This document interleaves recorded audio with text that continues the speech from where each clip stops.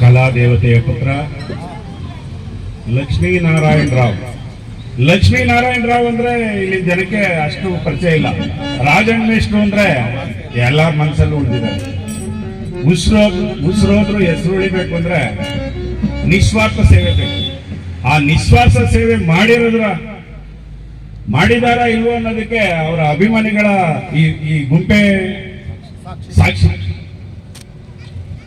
ಯಾವತ್ತೂ ರಾಜನ್ ಮೇಷ್ಟ್ರು ನಾ ಕಂಡಂಗೆ ಲಕ್ಷ್ಮಿ ಹಿಂದೆ ಹೋಗ್ಲಿಲ್ಲ, ಕಲಾದೇವತೆ ಹಿಂದೆ ಹೋದ. ಈ ಕಲಾ ಸರಸ್ವತಿ ಅವರಲ್ಲಿ ಎಷ್ಟಿತ್ತು ಅಂದ್ರೆ ಅವರ ಜ್ಞಾನ ನೋಡಿ. ಇಲ್ಲಿ ಕೂತಿರೋರೆಲ್ಲ ನಾನು ರಾಜನ್ ಮೇಷ್ಟ್ರು ಶಿಷ್ಯ ಅಂತ ಹೇಳ್ಕೊಳ್ಳೋಕೆ ಹೆಮ್ಮೆ ಪಡ್ತಾರೆ. ಎಷ್ಟೋ ಜನ ಮಾಸ್ಟರ್ಗಳು ಇರ್ತಾರೆ. ಒಂದು ಊರಿನಲ್ಲಿ ಗುರುಗಳು ಅಂತ ಕರ್ಕೊಳ್ಳೋರು 100 ಜನ ಇರ್ತಾರೆ. ಆದ್ರೆ ಉಸಿರೋದ್ಮೇಲೂ ಹೆಸರುಳಿಯುವಂತ ಕೆಲಸ ಮಾಡೋರು ಕೋಟಿಗೊಬ್ಬರು. ಆ ಕೋಟಿಗೊಬ್ಬ ವಿದ್ವಾಂಸರು ಮಾಸ್ಟ್ರು ಅಂತ ಕರ್ಕೊಳ್ಳೋ ಆ ಮಾಸ್ಟ್ರು ಅನ್ನೋ ಹೆಸರಿಗೆ ಅರ್ಹವಾದ ವ್ಯಕ್ತಿ ಯಾರು ಅಂದ್ರೆ ಈ ನನ್ನ ಲಕ್ಷ್ಮೀನಾರಾಯಣ ರಾವ್ ರಾಜನ್ ಮೇಷ್ಟ್ರು ಅಂತ ಹೇಳೋದಕ್ಕೆ ನಾ ಹೆಮ್ಮೆ ಪಡ್ತೀನಿ. ನೋಡಿ, ಅವರು ನನಗೆ ಒಂದ್ಸತಿ ಕುರುಕ್ಷೇತ್ರ ನಾಟಕ ಆಡ್ಬೇಕಾದ್ರೆ ಯಾವ್ದೋ ಒಂದು ಸಣ್ಣ ಪಾತ್ರ ಮಾಡೋಣ ಅಂತ ಹೋದೆ. ಇಲ್ಲ, ನೀನ್ ದುರ್ಯೋಧನನ್ನೇ ಮಾಡ್ಬೇಕು, ನಿನ್ಗೆ ಅರ್ಹತೆ ಇದೆ.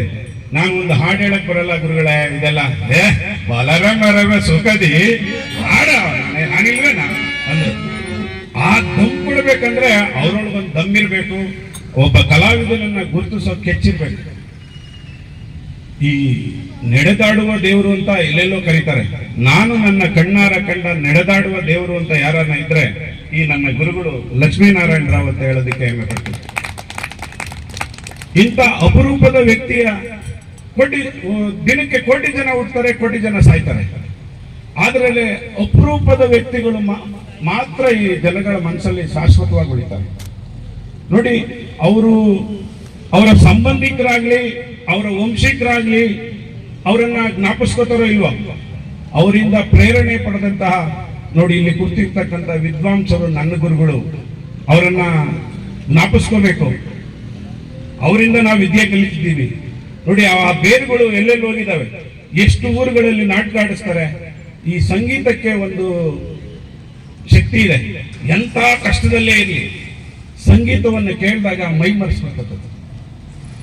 ಆ ಸಂಗೀತ ಎಲ್ಲರೂ ಆಡಕ್ಕಾಗಲ್ಲ. ಆ ವಿದ್ವಾಂಸರಿಂದ, ಆ ಸಂಗೀತ ವಿದ್ವಾಂಸರು ಅಂತ ಹೆಸರು ತಗೊಳ್ಳೋದಿದೆಯಲ್ಲ, ಸಾಮಾನ್ಯ ಜನರಿಂದ ಸಾಧ್ಯ ಇಲ್ಲ. ಇಂಥ ಅಪರೂಪದ ವ್ಯಕ್ತಿಗಳು ನಮ್ಮೂರಿನವರು ಅಂತ ಹೇಳೋದಕ್ಕೆ ತುಂಬಾ ಹೆಮ್ಮೆ ಆಗುತ್ತೆ. ಇಂಥವ್ರ ಶಿಷ್ಯ ನಾನು ಅವ್ರ ಹತ್ರ ವಿದ್ಯೆ ಕಲಿತಿದ್ದೆ ಅಂತ ಹೇಳೋದಕ್ಕೆ ಮತ್ತಷ್ಟು ಖುಷಿ ಆಗುತ್ತೆ.